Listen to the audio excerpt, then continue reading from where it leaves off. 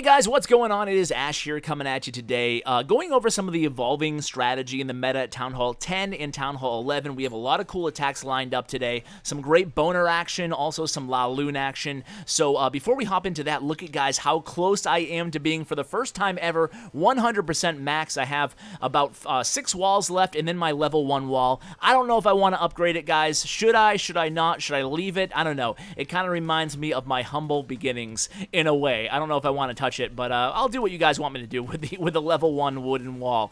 But anyway, guys, let's go ahead and hop right into it here. You can see that this attack is by Dan. Now, this is a fail. We're going to lead off today's episode with a fail, and it's kind of something that I've been trying to do more and more often on my channel, trying to discuss what went wrong in certain raids, rather than just showing always 100% 3-star highlights. I do want to kind of talk about what went wrong, and maybe it can help you guys even more sometimes than the success stories. That way you can say, okay, when I see this base, this is what not to do. And in this attack by Dan, Dan is one of our best attackers in Red Elite, and he's an air attacker. He only attacks with LaLoon and Go LaLoon attacks, and you can see he's actually 3-starred this base a number of times. It has everything one could ask for a LaLoon attacker. It has the single target Inferno Tower, it has the very accessible Queen, and you even saw that he was able to lure some of that clan castle right off the bat as well, so a very easily triggerable and lureable clan castle. Now, the one mistake that Dan really makes here on this attack is that he deploys too many of his balloons early on, and then he only has 1 balloon left to clean up right now. So he doesn't need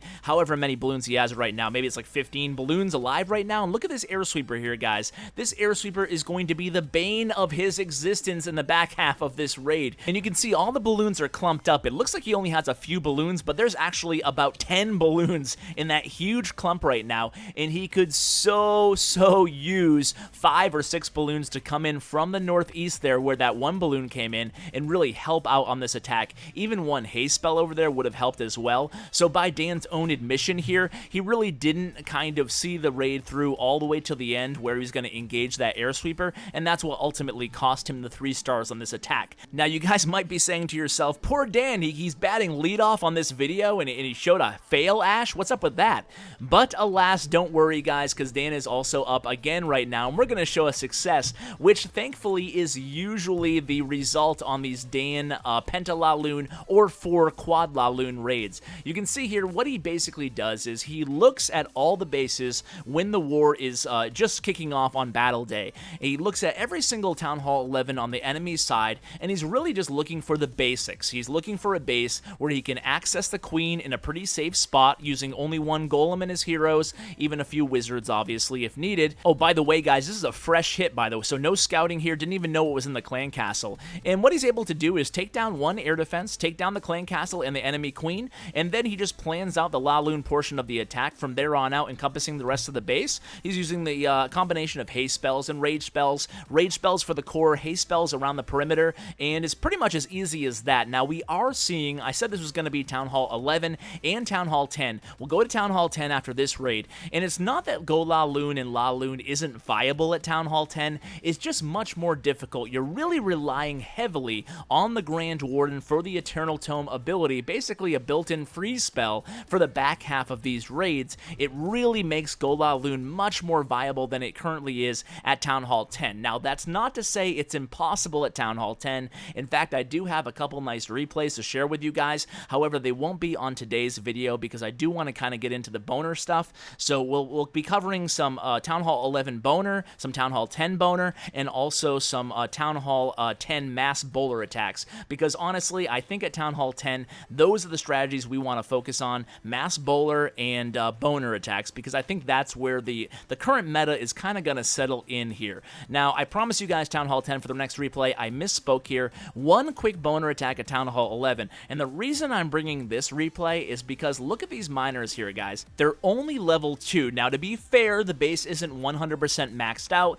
and it's not the best base design in the world, but the reason I'm bringing this replay is just to illustrate that even if your miners aren't maxed out, you can still have a lot of success with them. Now, this attack here, you can see that Brandon's able to enter the base using that rage spell to really speed those bowlers into the core. As long as you can take out 1 of those Inferno Towers with the kill squad, with the bowler portion of the Bo+Ner attack, you're going to be A-okay for when you deploy the miners. Now, speaking of miners, when you do deploy your miners, what you kind of want to do is still make sure you deploy those miners pretty early on. So more often than not, you're going to be deploying those miners much sooner in the raid than you typically would, say, back-end hogs on like a Go-Ho attack at Town Hall 9, and, you know, we're still seeing those here and there at Town Hall 10. But the miners are essentially going to complement your bowler portion of the attack, and what's going to happen is, inevitably, your kill squad's all going to die out more often than not, and your miners will end up picking the rest of the damage. So if you're able to get around 60 to 70% before your actual kill squad dies, the miners will easily be able to pick up the rest of the damage needed to 3-star the base.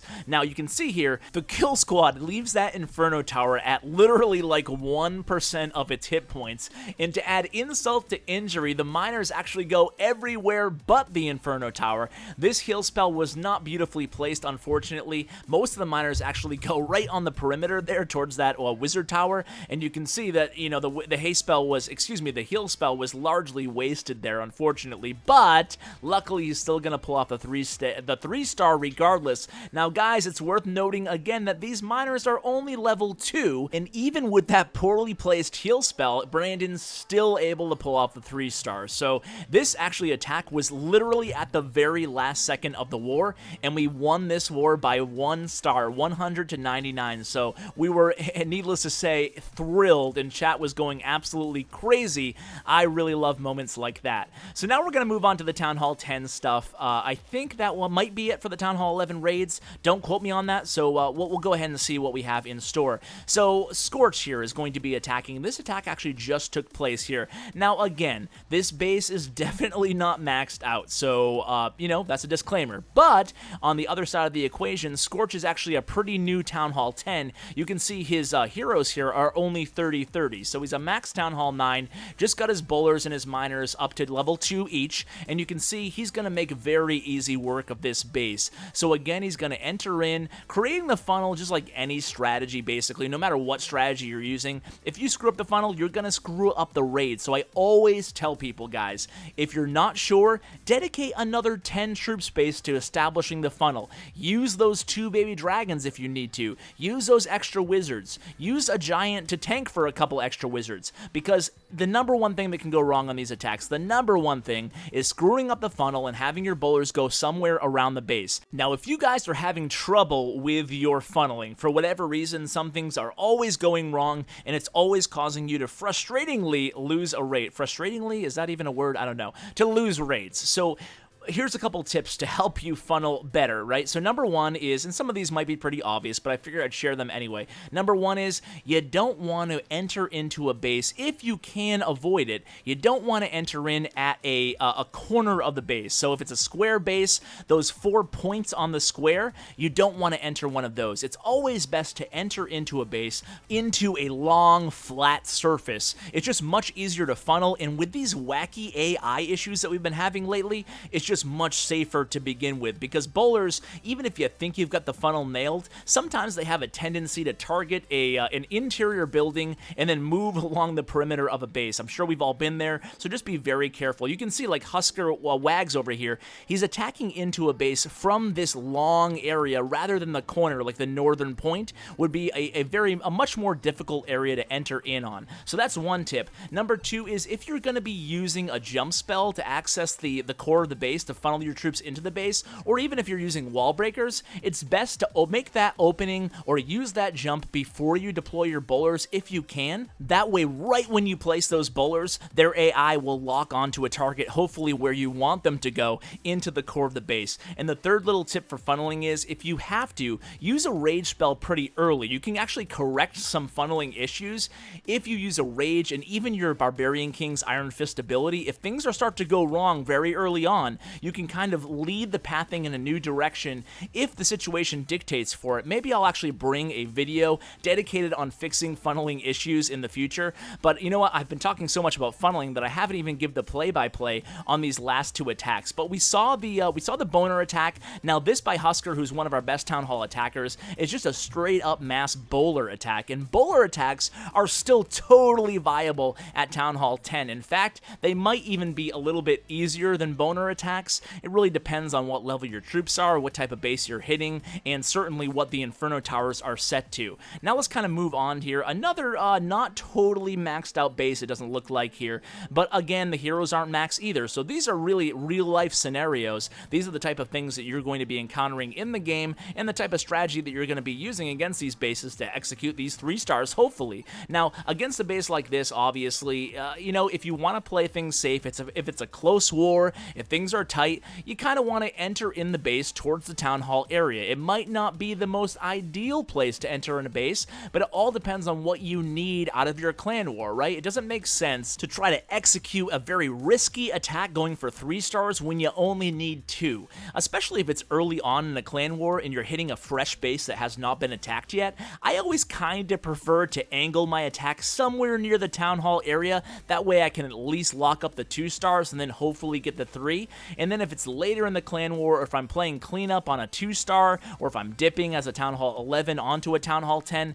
then the town hall placement is totally irrelevant to me. The town hall I just look at as a storage unit, a hit point buffer. Other than that, I could care less about it. So it really depends on where you are in the clan war and what your clan needs to pull off the win. And like I said, early on, try to go into the town hall area. That way you can at least get the 2 stars for your team on the board. And then later on the raid, and later on the war, excuse me, then you don't have to worry about where the town hall is. You just try to get those 3 stars. You don't even pay attention to the town hall. So guys, that's going to do it for today's episode. I hope you guys enjoyed just some of these fresh raids, post-balance update. I don't have a ton of raids to work with. Obviously, we've only had 1 clan war or maybe 2 battle days since, but I hope you guys enjoyed some of these great raids that I shared with you guys today. Now, there will be more instructional, educational, really nitty-gritty strategy videos coming up on both the Bo+Ner and LaLoon and Mass Bowler at Town Hall 10 and Town Hall 11. Until then, guys, thanks so much for watching, and as always, take care, guys.